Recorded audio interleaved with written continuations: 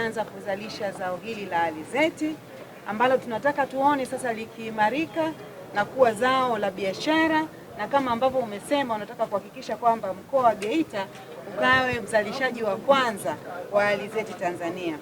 Kutokana na mbegu hii ambayo tunakukabidhi hapa leo, Mheshimiwa Mkuu wa Mkoa, kwa usimamizi mzuri ambao unaendelea kufanyika na watu mbalimbali ndani ya Wizara ya Kilimo, ndani ya mkoa wako, wataalamu na wakulima wenyewe kuhakikisha kwamba wanazingatia kanuni za kilimo bora, zitaenda kutupelekea takriban tani 20,000 za uzalishaji wa mbegu za mafuta ya alizeti.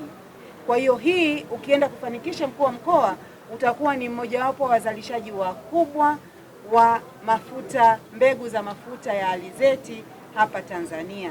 Kwa wakulima tunawashukuru sana kwa kujitokeza. Mbegu hizi sasa zinakuja kwenu, kazi kwenu, na kipindi hiki ni msimu, mvua zinanyesha vizuri, tutumie fursa hii, na mbegu hizi ziko certified na TOSCI. Unaweza mkaona hata nembo yao kwamba mbegu hizi sio feki, zina meet standard ambayo inatakiwa kwa mji. Niombe tu wakulima wenzangu wa mkoa wa Geita, tujitokeze kulima alizeti kwa sababu alizeti ni kilimo cha biashara. Lakini nilijitahidi nikapata, mashina yalikuwa mazuri, mbegu ilikuwa nzuri, iliota vizuri. Kwa kweli tunafurahi.